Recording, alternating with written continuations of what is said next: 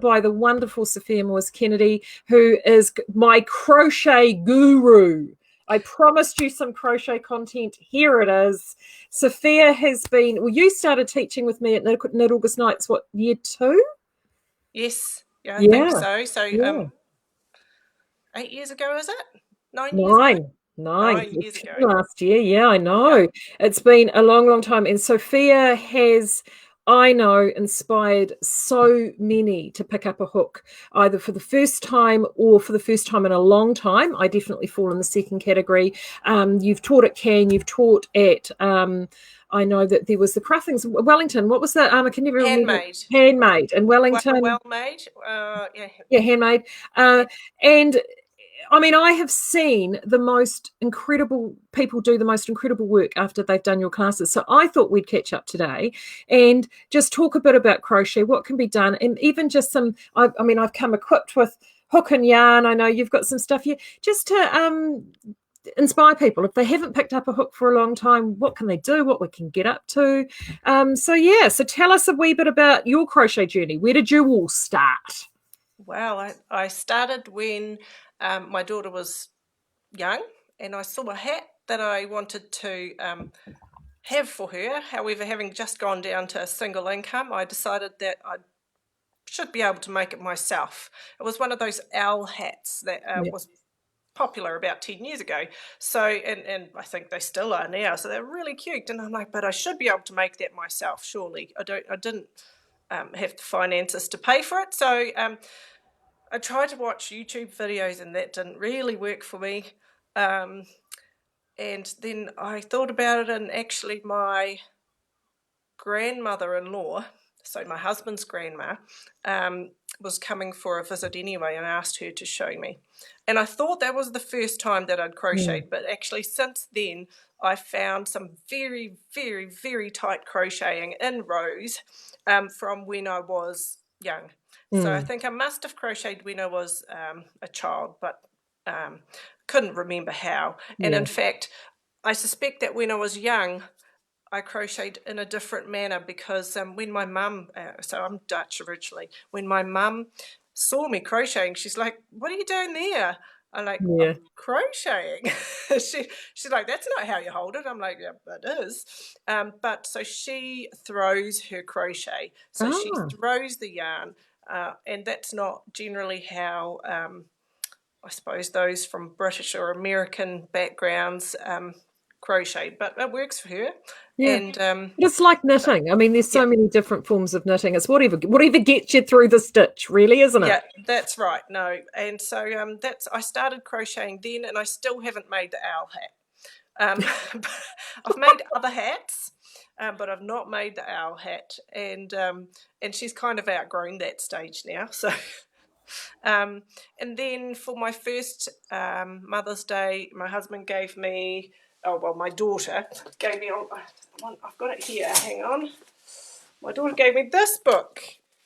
So, amigurumi book, and I always had enjoyed stuffed toys, but as an adult, collecting stuffed toys makes you slightly kooky. But making your own stuffed toys is fine. So I started making some of those toys, and that's how I got into, amigurumi, I suppose. And at the time, there weren't very many crochet teachers. So I was fortunate that I got asked to teach, and I kept on teaching. I hadn't crocheted for very long and started teaching, but I think sometimes because you've just learnt yourself, it's easy to understand what other people need. So, and then a little while later, a few years later probably, I started to do other items, not toys. So scarves and tops, but and blankets. But I like a quick fix kind of a project. I do enjoy something like a hat or rather than a dress. You might remember from the 60s, people used to crochet themselves jackets and dresses, and I've seen beautiful wedding dresses crocheted and I admire them, but I haven't yet got there myself, and it might be another 20 years before before the kids move out and I manage to make the time for that. Yeah. What I love about crochet, since I learned to crochet, my grandmother taught me when I was 4, and it's often that it is the introduction craft to yarn crafts. So for me, my journey started with crochet, and then I went to macrame because my grandfather was a drover, and so there is a tradition of macrame within that sort of community to make saddle cinches and belts and all that sort of stuff. So I sort of started there. I never sort of knitting. Well, I started to learn to knit by the time I was about 6 because I was in a tiny rural primary school. So you actually got taught how to knit at primary school, and we got taught. Oh, you'll love it, on butcher's meat skewers, and cones of carpet yarn. And it was the early 70s. Okay, that's how we did it. That's how we rolled at Matawai Primary School in the early 70s. But so everybody's journeys, as you said, they're quite different. And what I love now for modern people wanting to pick up a hook today is, unlike when I did it, it was essentially, as you said, crochet like from the 60s and 70s. It was that classic granny square motif. It was simple scalloped type stitching. Now with amigurumi, you can the simplest stitch in crochet, one of the simplest stitches in crochet, can create these incredible toys that are fun and funky and interesting and just put a smile on anybody's dial and really achievable for the most absolute beginner. And I just think that is the one thing that sets crochet apart from knitting, is that you can go from picking up a hook for the very first time and creating something you can really feel proud of very, very quickly. Yeah, and people often look at amigurumi and they think it's very complex, but it really isn't. Yeah, sorry. We're going to talk about this. Is so funny. I was saying to Sophia before, I've given up on trying to lock the dogs out of the office. A courier has arrived. My bulldog gets very excited about Chris. Renly. Oh, thanks, love. Yeah, just pop it there.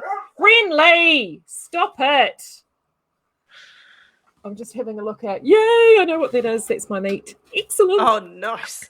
Oh, don't leave it with the dog. No. It's on the it's on the outside of. We've got a drop-off point for couriers because I work from home a lot of the time. I actually have a little courier place that they can leave it, which for this current environment, you feel better now? The great ferocious guard dog that you are. You feel like you've guarded the territory. Well done. So it's all very good. But anyway, back to amigurumi. Right, yeah, so amigurumi is very simple. And it's just creating a cylinder. Yeah. You know, and that, I think that's the thing that crochet does very well. And I must admit, I'm not much of a knitter. But creating a cylinder as a knitted piece takes a lot of skill. Yeah. You know, whereas creating a cylinder as a crocheted piece is really simple. Yeah. So a tube. So I suppose that's one of the reasons why hats and baskets and bowls and amigurumi are often things that people create in crochet rather than in knitting. Soft as well, but for kids, sort of device holders. Yep. That's the easiest thing. I think the very first thing that I did when I picked up a hook after meeting you, and I thought, I need to pick up a hook and do something. The very first thing I made was a pouch for my sunglasses. Excellent. Yeah. Because it was just like I needed to remember how to hold a hook. So and I played around and I was like, now how did I do that again? And your chain and I'll go around and say, that's right. And it was just that repetition, that lovely, gentle repetition. And so you get used to handling your yarn and holding a hook and got my little tube and then put a drawstring at the top. And I thought, well, what am I going to do with this? And I thought, sunglass case. Excellent. Yeah, no. And what else do kids make with their scrunchies is another one. Yeah, scrunchies are huge right now. Yeah. Yeah, so oh, what else? Oh, my daughter's learnt to finger crochet, and so she does it with a selvage of t-shirt yarn. And Oh, because it's a stretchy material, it kind of curls up and becomes wrinkly, and it becomes she's made them for baby toys and for yeah. cat toys and for dog toys, and they just become like little spider legs, really. Mm. So yeah, you can make it with anything, and you can create I don't basic lots of basic things with it. It's just fun. Yeah. Yeah, Yeah. So I have a hook, but we don't very even good. need to, and I know you've got a hook and yarn. I do have a hook and yarn. What would you like to um, do with it? So I also have some of that selvage Yep. so you can do finger crochet with Let's that. start with So that. That shall we sounds start with that? like fun. Let's Yeah, start with that. shall we And start with then that? and then we'll start with that. And then if anyone else wants to join us with a hook and yarn, if you've got a hook handy, go and grab it, grab some yarn, and then we can do some hooking together. We can all be, web hookers. Righto. Righto. Okay, Okay. I'm going to. Shall I flip the screen so that you can see what my hand's doing? Yeah, that sounds like a great idea. She's covering the camera up. She's covering the camera up because she's worried about the mess in the living room. And I said to Sophia, I said, really, really, have you seen the state of my office? I've got dogs and I'll have children turn up. I mean, it's all on. Oh wow, that's amazing. So that you've obviously Sorry, I'll just get it arranged. that's right. It's tipping. It's gonna fall. Hang on a moment. Hang on, caller. There we go. Oh, that's better. Okay, so this here is some Yeah. finger crochet, and it's done in the round. And so it's a very basic mathematical principle that if you start in the center with 7 stitches, for example, then the next round you want to have an additional 7 stitches. Mm-hmm. So, and in the following round, you want to have an additional 7 stitches again. So you go 7, 14, 21. Mm-hmm. And you space those additional stitches out each round. So you don't do all those extra 7 stitches right at the beginning. You kind of you space them out in the circle. So I'm going to pull this out and we will work with it. Let me just make sure. There we go.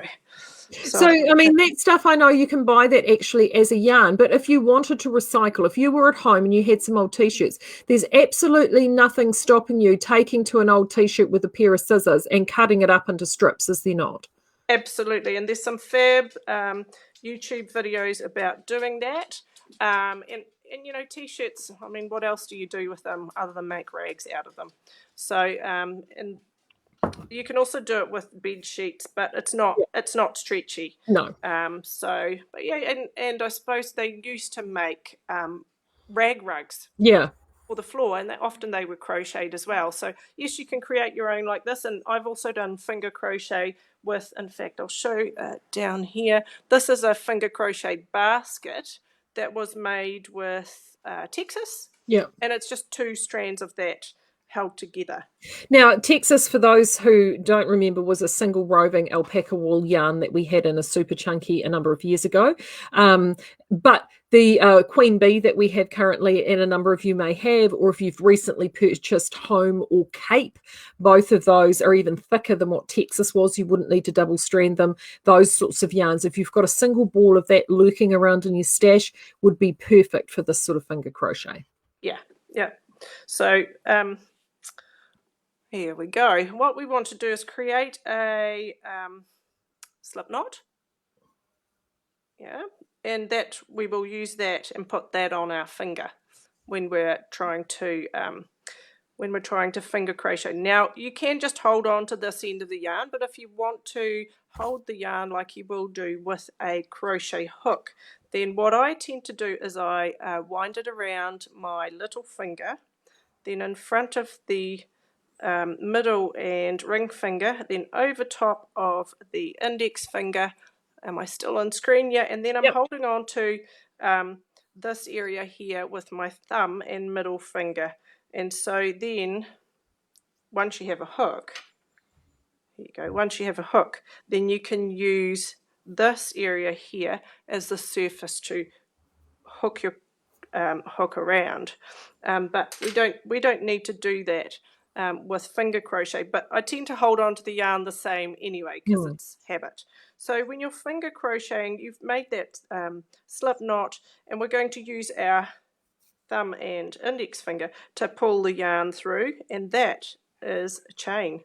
And then you do it again a second time, and that's 2 chains. And that's all we need to get started, because what we're going to use is this first knot here, or this first chain, sorry, to crochet into. So we will do now a single crochet stitch, and we're going to do it into that hole that is the closest to the knot there. So we're going to go through that hole and grab that yarn and bring it up. So you had 1 loop, but now you've got 2 loops, and then you're going to use that thumb through those 2 loops, and you're going to grab it through those 2 loops, and you're once again left with 1 loop on your finger.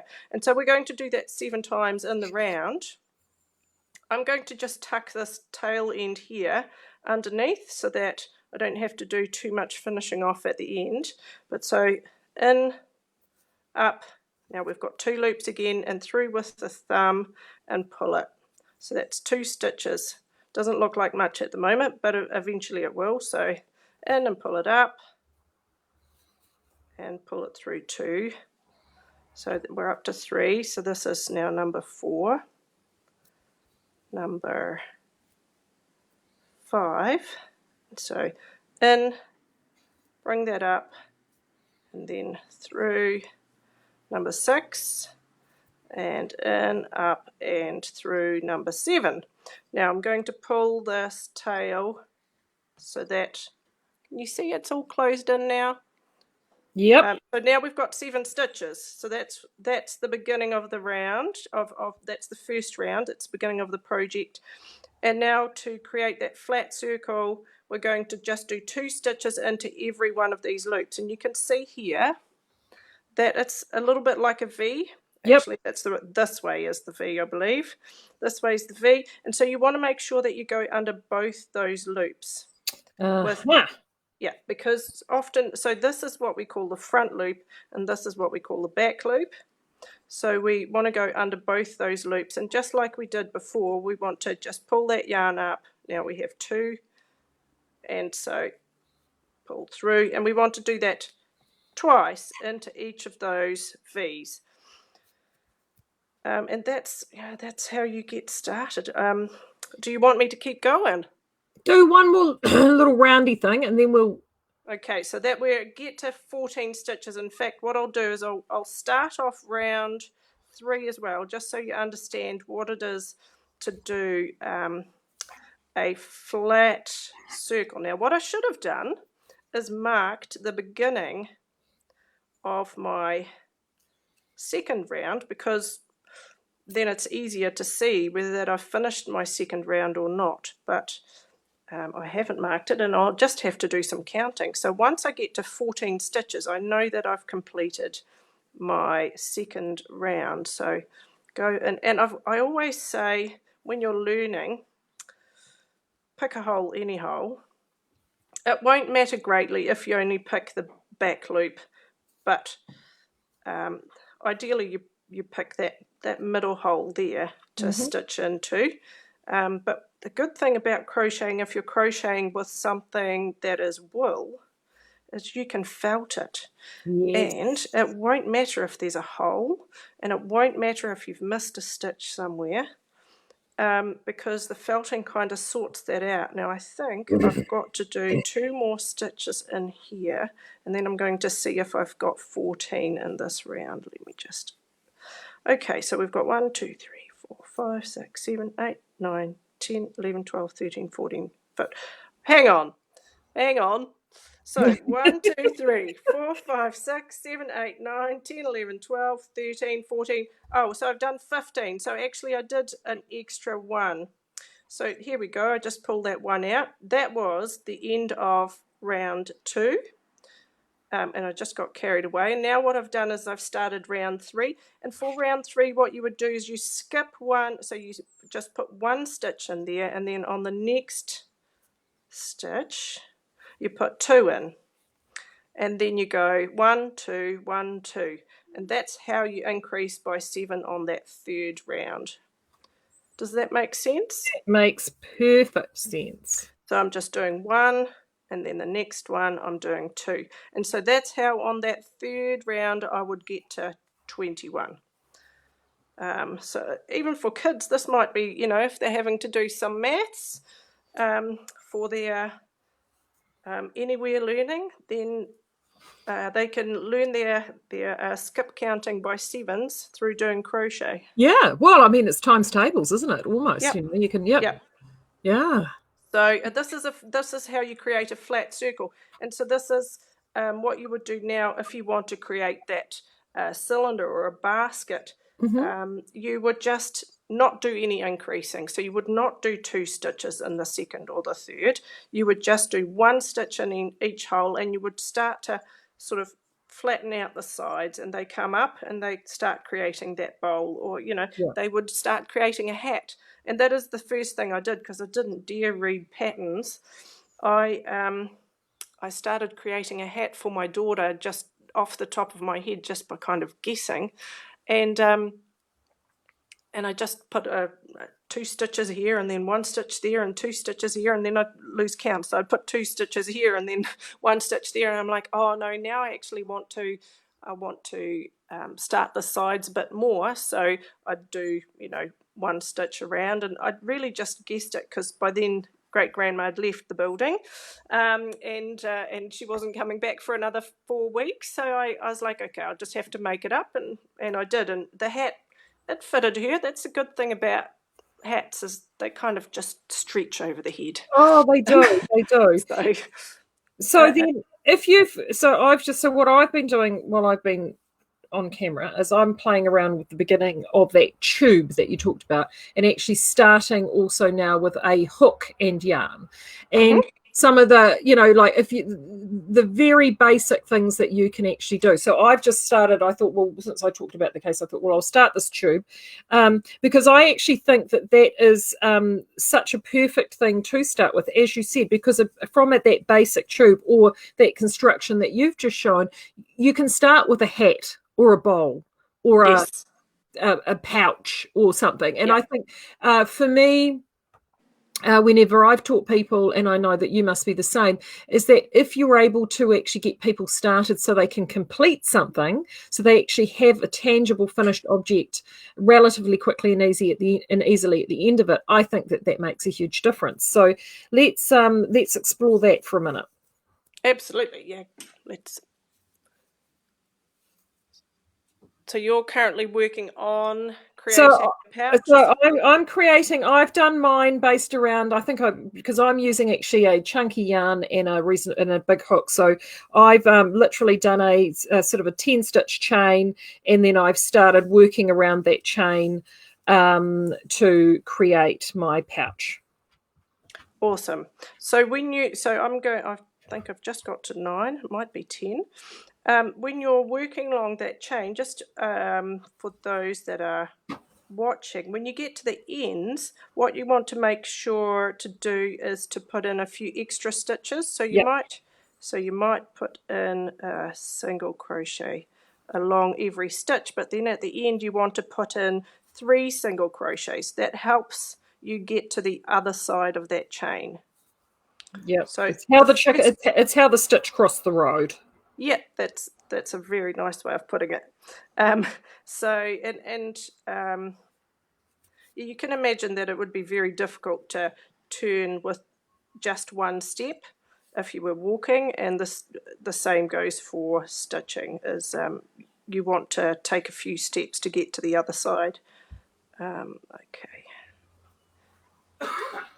So I find something this is still my number 1 favorite stitch in crochet. Single crochet, yeah, I adore it, and I love it because it's just so simple and straightforward, and there's something so beautifully repetitious about the stitch. and very Right. comforting, and I just find it quite, I mean, like I do the blankets and stuff, which I'll do in a treble stitch, or I think the Americans call that double crochet, don't they? Yes, they do, and Yeah. we should probably mention a little bit about that. Yeah, we'll talk Is about that the British and the Americans decided to use the same terminology, but for a different stitch. And so, actually, what I might just show here. Here we go. What have I got here? This is. Can you see that in the screen? Yeah. What you can see here is that. Oh no, this is the wrong one. Never mind. That was the that's the crochet hooks. size gauge. The Americans and and the British also have different crochet hook sizes. So the US will call something a B or a 1, and in the UK they will call it a 13. But if you just call it something in millimeters, then it will be a lot simpler for everyone to kind of Yes. know exactly what they're on about. But they've done the same with the crochet stitch names. And so a single crochet in American terminology is a double crochet in British terminology, and a double crochet stitch in American terminology is a treble in British. Now, the way that you will know if it doesn't explicitly state in your pattern whether that it's British or American is that the British don't use the single crochet stitch. So they did historically have a single crochet stitch, but they don't use that term anymore. So just look out in your patterns for single crochet, and if it says single crochet, then it's just about guaranteed to be American terminology. And the reason too I love this stitch so much as well is this stitch for knitting is the perfect stitch for edging. Like if you're needing to edge anything, Yes. it's great for blankets. It's great for sometimes, and I see this actually quite often with and oh, the wind is really kicked up here. So if you hear a slam in the second, it'll be my office door. I've seen this particularly if people are using mohair or a very fine yarn in a sweater. Instead of picking up stitches along a knitted edge to actually place a button band with a little bit more rigidity or cuffs or anything like that, instead of doing a knitted band, quite often you will see a single crocheted or this double crochet style band, because it gives a really beautiful smooth edge, a lovely I think the stitch itself, I'm going to do it, as you can probably see with mine holding up there, it's a really pretty stitch. Now, I might need to turn this screen around so I can see. So I'll just do a wee bit more. There we go. There she is. So that's where I'm at so far. But as you can see, it's a really, really pretty stitch. Yes, when you're going around and around,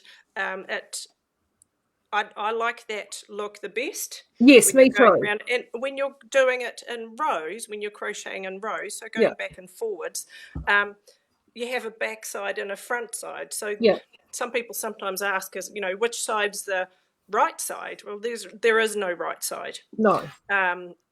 It's just a back side and a front side, and you can use each surface.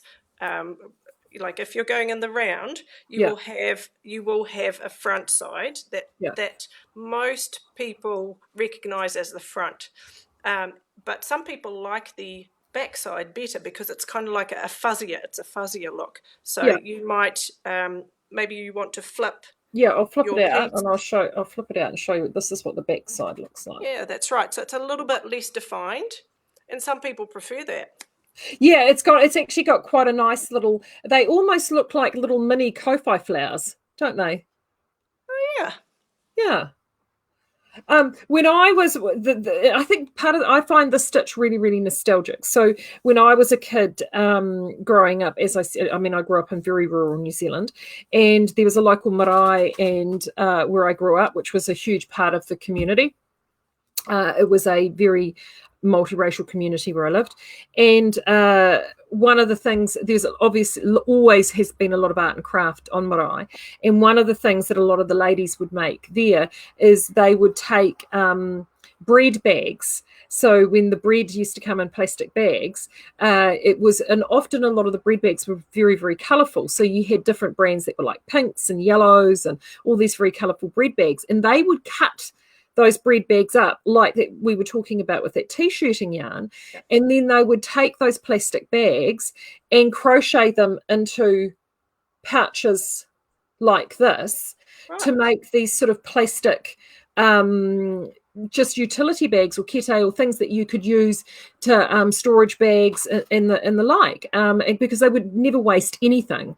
And it was and so they would come to school as well, or we'd have craft sessions, and that was one of the things that we learnt how to do, was how to make these beautiful bags, and playing around with the colour by recycling and upcycling these bread bags, which of course is very, very trendy now, but it's something that it's a skill that I have to admit was one of the joys of my childhood, and I think that's why I find it quite nostalgic. And if you were at home, and actually we've got, if you've been getting orders from us, sometimes we've popped in a ball of nylon ribbon, brightly coloured ribbon. You may have actually had one of those in one of your orders if you're at home and you've received that.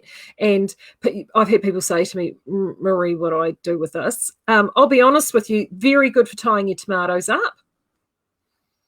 And great for arts and crafts for the kids. But getting a nice big hook, even bigger than this jobby, but a really good, decent sized hook, and doing a single crocheted tube or basket, or yes, exactly like what Sophia is holding up. But was this is 9 millimeter?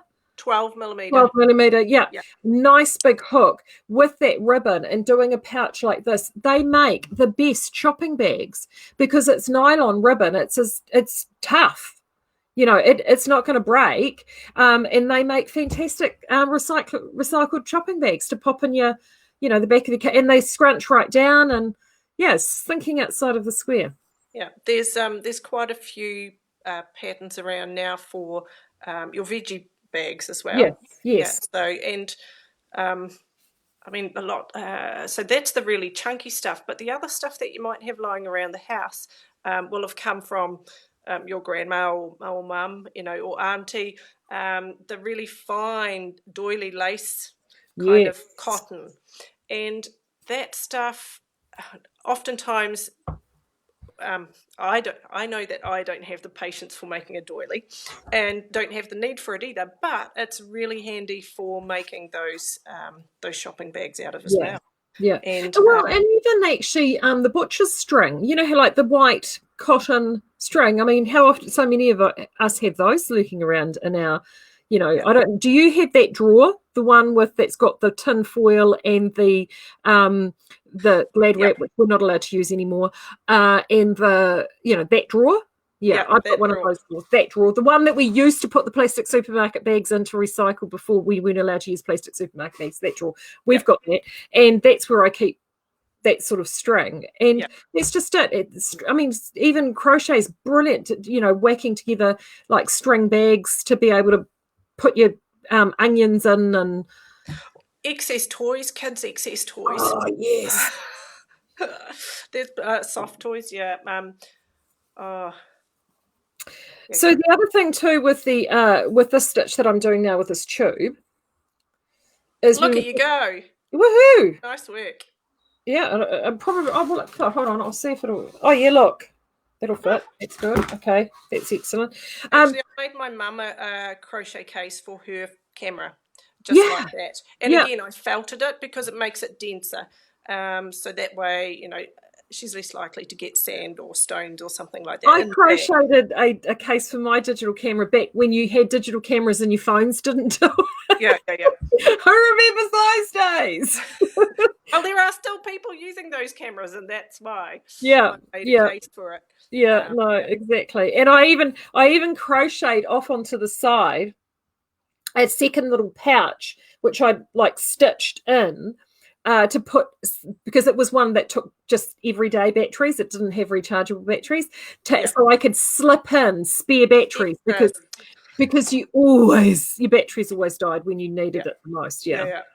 Excellent. Yeah, no, it's I think when I started crocheting, what it gave me was an ability to actually visualize things that I wanted to make. Yes. And I would wake up, and I'd go, oh, I could make this myself, Yes. and it was really fun at the Yeah. time, especially because I was also being woken up a lot by my daughter. Yeah. And so at night time, I really didn't want to do the dishes while I was hanging out with her while she was awake. But I was quite happy to put a few stitches into my amigurumi toys or something like that, Yeah. and feel like I'd not wasted the hour and a half while she was keeping us awake. So Yeah, yeah. Oh, I knitted many a project at 2 o'clock in the morning whilst watching the world's worst television, and trying to get an infant back to sleep. I'm sure all of us have been there. Now yeah. I'm going to have a wee scroll down and see what questions, if we've got any. Oh wow, crikey! Everyone's been very chatty this morning. Sorry guys, I've been so caught up with I've been so caught up. Oh, Siri, Annette is asking, what is the name of the crochet book, please? So pop the book back up, and who is it by? Which the amigurumi book? I think the amigurumi Okay, one, yeah. this one is Amigurumi by Lan. I think it's very small letters. So it's Lan and Bui. So LAN-ANH and then BUI and Josephine Wan. Wow. Yeah. And So the other place too. So that's a brilliant book. The other place, actually, and I'm going to pop it up on, because I've just pulled his homepage up. I have gone, for me, for the amigurumi was, I got introduced to it from my son, who many years ago, and he discovered, and I've just put it in comments, he discovered on YouTube and I think he was a young college student, a postgraduate student, and it's called Louie's Loops, and my oldest son is also called Louis, so I think that was part of the attraction. But he did lots of toys and projects that really appealed to boys particularly, and lots of science fiction based things. So the very first thing that I was so my Louis discovered this when he was about 6 or 7 years old, and I got dragged to these video tutorials, and the very first thing I was told to make was a sonic screwdriver from Doctor Who, because of course every self-respecting 6-year-old needs a sonic screwdriver. yep. And I'm sitting there looking at this going, I can do a granny square scrap blanket, but you're expecting me to make this. And actually the reality of it is all it was a variation of this. Yeah. Yeah. And once you get over, and decreases. yeah, and once you get over the mindset that you have that this is going to be tough, it is, it's certainly one of those things. Now, Glynis, the wonderful Glynis Pode from Amaja Craft has just asked, I understand crochet is the one thing that cannot be done by a machine. Is that correct? Yes, I believe so. That's what I've heard as well. Yes, So I have heard that too. So if you see crocheted items in the store, then they have been made by a human. I know that even other items that might have been sewn are usually often sewn by a human as well, but there is no machine involved in crochet. No. Yeah. And when I actually, with the travel particularly that I've done, and especially recently, there's a lot of, because you see a lot of street artisans selling their things, wares, and inevitably there will always be a crochet stand with someone selling crocheted items, particularly an amigurumi type item, because and the flexibility. So talk about that a little bit more. See, with knitting is a very linear process. Yeah. Okay, so everything is creating a linear process, whether it be this way or this way. I mean, we can do short rows and we can sort of change angles and we can do sort of gentle shaping, but the reality of it is it is a linear based process, whereas crochet. No, yes. So crochet, actually, let me see. So I've got a book here. This is the Crocheting Adventures with Hyperbolic Planes. So crochet actually also can show the hyperbolic planes. And so in about the year 2000 or something, her name is Dana Taimina, so that's spelled Daina and then Taimina. She's written this book, and what they discovered is that they were able to create these hyperbolic planes only in crochet. Simply, anyway. I think they've tried it before in paper, but crochet was the way to create this mathematical concept. And it's this, we see hyperbolic planes all the time in real life, and leaves, the curls. Yeah. You know, the curls and leaves and flowers and things. So I'll show you here some pictures of curly leaves. And so you can create that really easily with crochet by increasing. And so the brain, wouldn't it? And so that's kind of what we were doing with that flat circle, is that we were increasing. But if you're trying to create a hyperbolic plane, then you will increase more. So you wouldn't create that flat. You would create the curls by doing more stitches per stitch on the previous row. So you would go. You would start with 7, and then you would increase to 14 on the next round, but then the next round you might increase to 28. Right. And that, I like the fact that you can visualize something and create something that actually there is no other way of creating. Yeah. What else with crochet? You can do flat, you know, the sort of blankets like you. Yeah, I'll hold my yeah. Oh, crikey! Be careful! I've got a dog sitting right under the wheel of my chair. So this is my memory blanket. As I was saying to Sophia, as you can see, it's quite a size, and it's folded. This is already double bed size. I've been working on this now for 2 years, maybe. And as you may there's a number of colours in there. People may recognise it's a combination of a variety of things that I've worked on over the years, but it's also, for me, I've gone and edited. I do a little bit of spinning, hand spinning here and there, and for me, the whole process of hand spinning has nothing to do with creating a yarn at the other end. I just really enjoy the action of hand spinning. Of all the things that I do, hand spinning is the one thing that I just find most meditative, and I just love it. And it's I'm so surprised that I haven't pulled the wheel out I think it's because I've been so busy, but I will do it because I just find it's the one thing that will just put me in a really good headspace. So the yarn that I produce, however, is not necessarily that fantastic, but that's irrelevant, completely irrelevant. So I do have, and there's a good example of some homespun, and I tend to marl everything because I will do a bobbin of one color and then I'll get bored with that and I'll do a bobbin of something different, and then I find that I have all these completely random bobbins of stuff that gets all pulled together. So for me, it's just really nice to be able to create, and there's another one with some more homespun right at the beginning there. It's just nice to be able to create something that I can look back on and have these memories of what it was that I do it. And yeah, and let's face it, we've all got one of these probably somewhere, don't we? And they seem to last forever. They do, and that, so they're a really nice way of using up yarn. Yeah. And also keeping warm in winter, actually, because you have them on your lap as you're crocheting. Exactly. So and so that's a flat. You create that. Actually, that one you created in a circle, so that what you can't see there is that that a granny square is actually created almost as a circle, but with corners. But you can create a similar concept blanket, and it's what's that called? I've just forgotten what it'd be called, what it's called. But you can create that granny stitch, but as a row. So going back and forwards.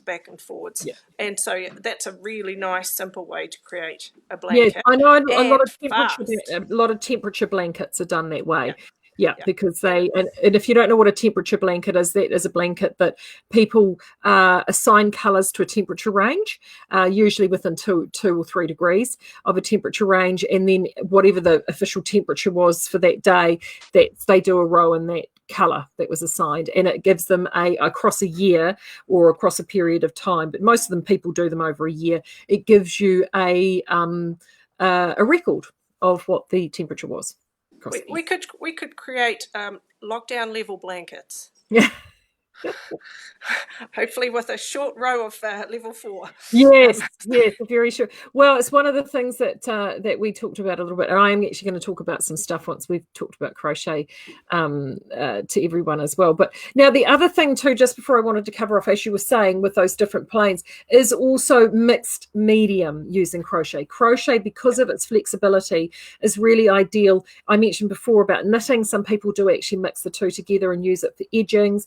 But also, I've seen a lot of projects where they, particularly if you're a sewer and they're wanting to actually do a crocheted bodice, or they want to add some different texture or edging, that crochet is much easier to transfer and actually add to a fabric or sewn piece than what it is than to. I've seen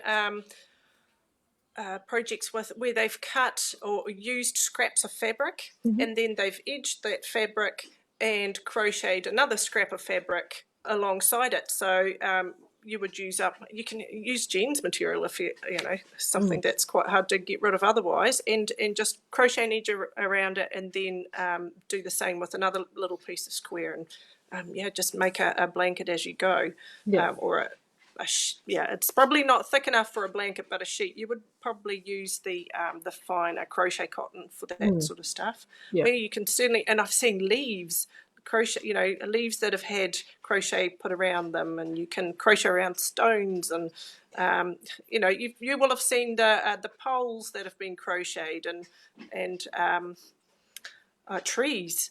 Although if you're going to do the trees, please use something that is biodegradable, because the absolutely. tree will it will definitely love you for it. And this is something, I mean, I've got this as a headband I've started repurposing bits onto. So these are flowers and crochet cotton, and I've got some of this band broke, so I'm having to remove them over to another band. But just being able to create color and texture, and it's so much fun. Cotton I do know is probably a more common medium in crochet than knitting. Would that be fair? Maybe. I'm not sure, because I'm not so familiar with knitting. So I know that crochet does use quite a lot of cotton. When I was learning, I didn't enjoy using it because it doesn't have any give. Yeah. And so I really enjoyed using wool.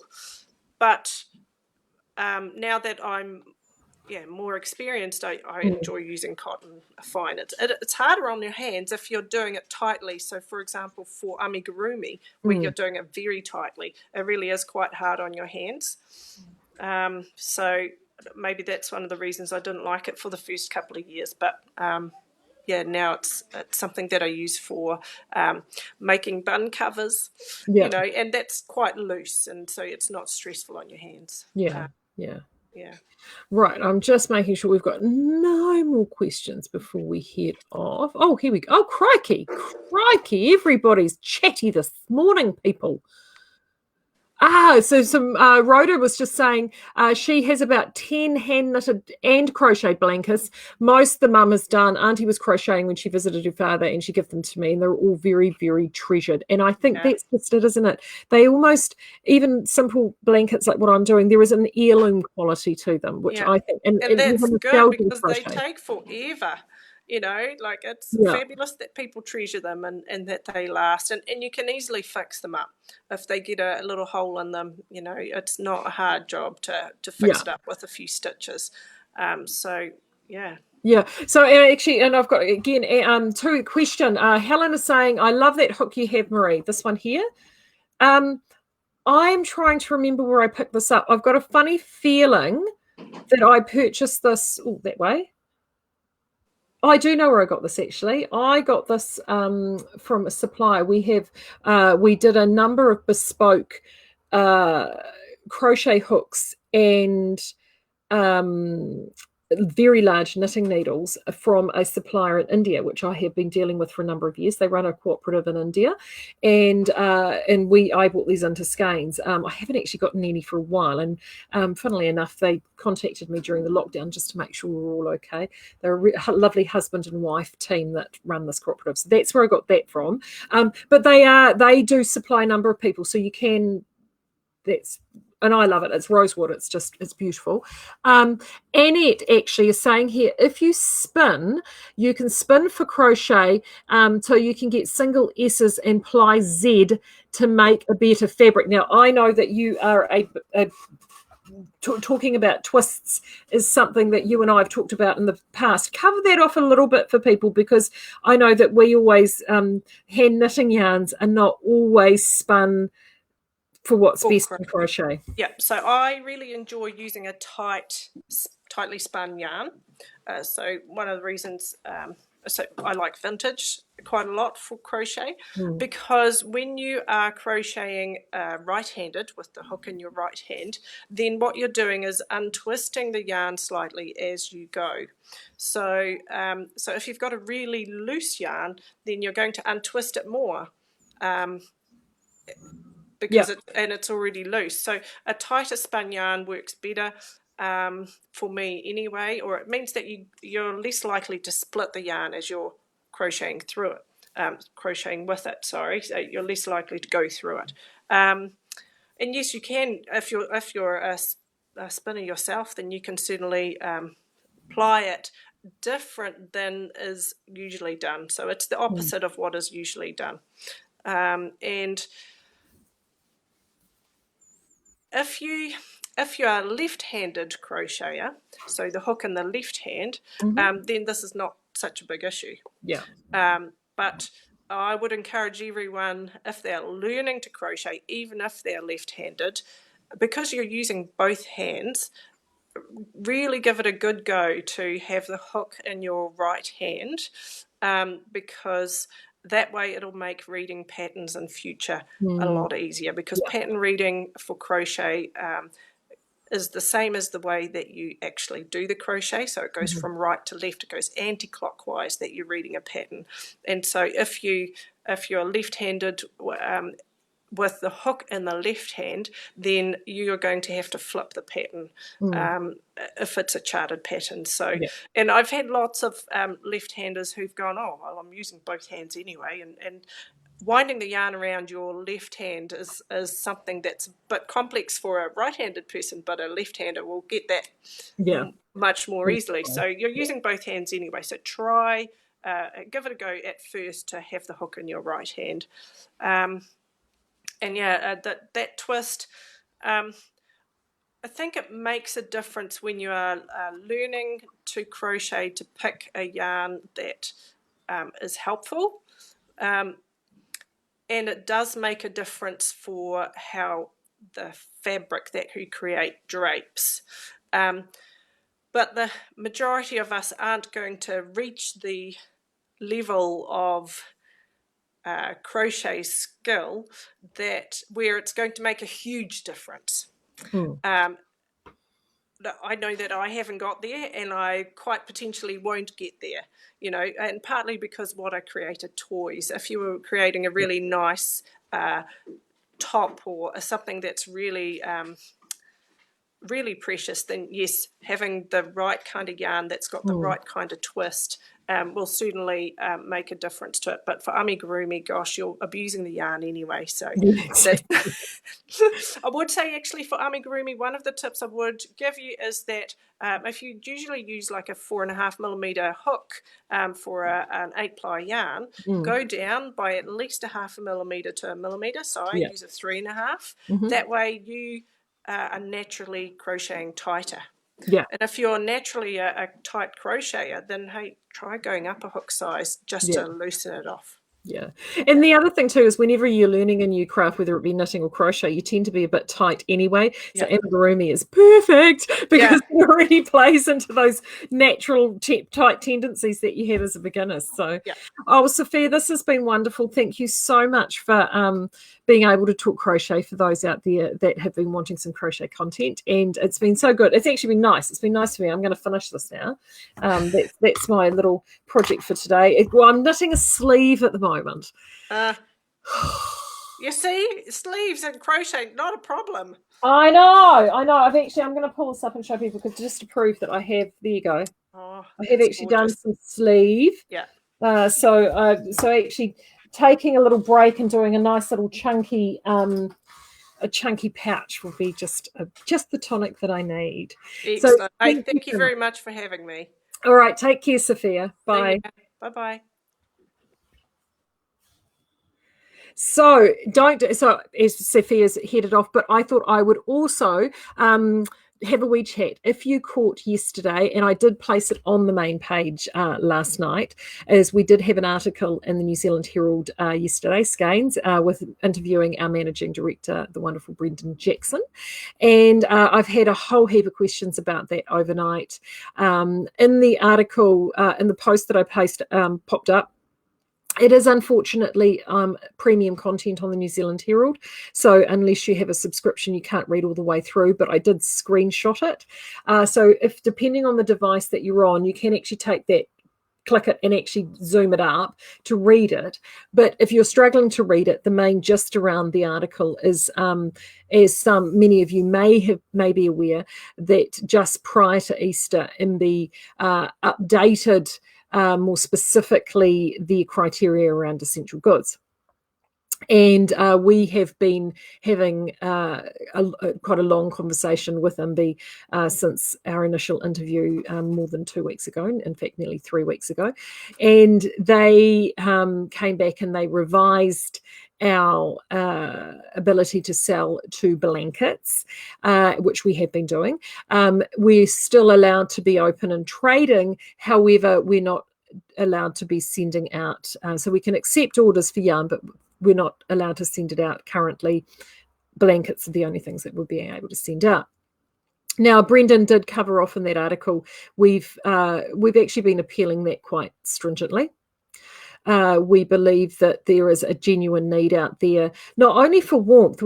For us, it's around the fairness of, for example, that they're saying to us that, yes, you do have a criteria, you fit under an essential good because you are selling blankets. But we're saying, well, hold on a minute. We actually sell the components for people to make their own blankets. And more than that, people are taking this yarn and they're making warm clothing. And the only proof you need for this is to spend any time in our Skein Speakeasy, and you look at pretty much nearly every project that has been posted is either an article of clothing or something that keeps you warm. And we're saying, we're trying to say to MB, well, what do you think people are doing with this yarn when they get it? They are actually creating garments and items and warm items. And on top of that are all the positive mental health benefits that go along with it. And that has been something that has been very, very clear. That so many of you have come back, the comments on that thread have been huge, have come back and said to us about how vital knitting, craft, crochet, sewing, anything like that is to, as well as the practicality of what it is that you're creating, but for your mental health as well. So Brendan has very much been, I've delegated that fight over to him, that definitely, so I can concentrate on all of this good stuff with you guys. And he has been appealing and working and fighting and lobbying both MB to see where things move forward. So where are we right at this moment? We are waiting with bated breath in about an hour for the briefing, the Prime Ministerial briefing, of which we're hoping that Grant Robertson will also be making a statement, and we understand he will be outlining vastly more clearly what life under level 3 will look like for all of us. And we're hoping he will also give business some indication of what that will be like. Because it's not just us, there are so many other businesses out there. We've always been people first focused. When we opened, it was with making sure that we could do it in a safe manner, and we believe that, and we strongly believe that we are actually able to do that, and we can continue to do that. We have, and for us, it's about not only being people first, but taking essential goods from being essential goods, but to how to deliver goods safely. And I think we've received some criticism. There are, as I've addressed that previously, from certain sectors saying, why are you doing this? You're only thinking about money. I hate to be crass, people, but there has to be an economic element to this. We're a business that's not just a retail store, we're also a mill. It's a very, very complex business, and money just literally doesn't grow on trees. And yes, the government assistance, whilst has been helpful, it's certainly not enough to sustain a business like ours in the long term. So to be able to return back to work, or to start trading again in any form, is absolutely essential for our survival. So for those out there saying you're only concerned about the money, no, we're not. We're actually concerned about people too, and we have much wider concerns, and the fiscal element is certainly one of it, because welcome to the real world. We cannot rely on the government, and nor do we expect to rely on the government to allow us to to try and keep our business trading. And let's face it, there are businesses already, really significant businesses in this country, who have already had to go and close the doors and go into voluntary liquidation because of this crisis. It is a very real possibility. So we are working so hard to make sure that we keep this business healthy, not only for Skeins, but also Design Spun. So the support that you guys have given us in the comments on the article, honestly, thank you so much. It has been really overwhelming. I know a number of you have actually sent emails off to the Prime Minister and other elements using Facebook, and I'm just overwhelmed that so many of you have taken the time to do that. We really appreciate it. We are hoping beyond hope that Grant will have some good news for us very, very soon. So once that happens, hopefully when that happens, that will make life a lot easier.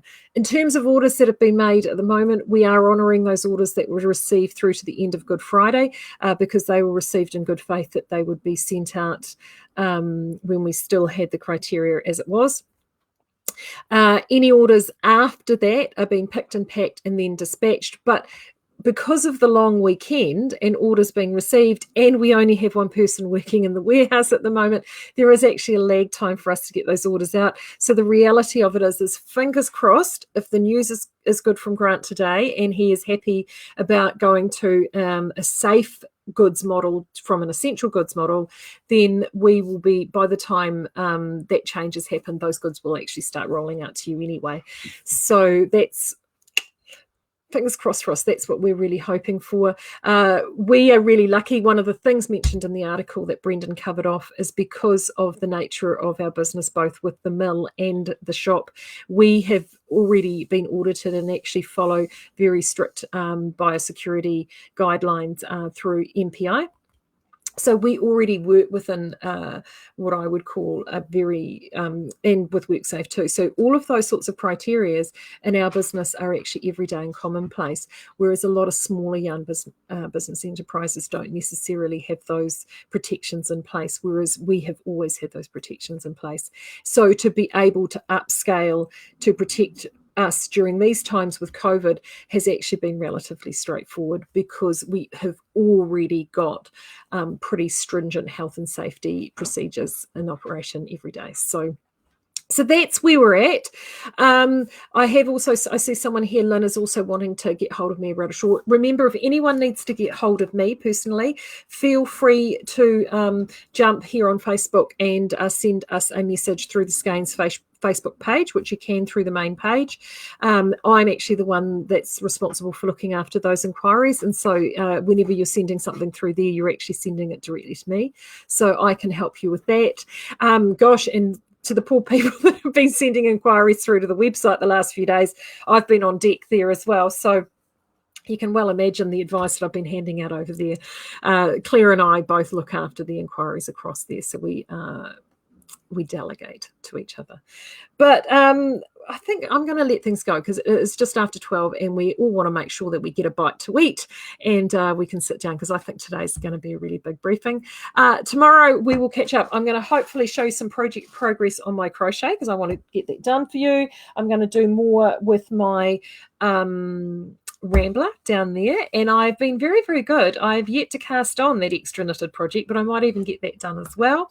I know I've had a couple of questions about cardigans. This is my Miss Jane. We've all seen my Miss Janes. This is in a colour called Marie by Vintage Pearls, and this is the Dulcet Shore by the wonderful Brenda Green in Pearl. So that's enough for me today. Wasn't Sophia wonderful? So good to have her here on the Quarantine Diaries. But I will see you again tomorrow, 11 o'clock.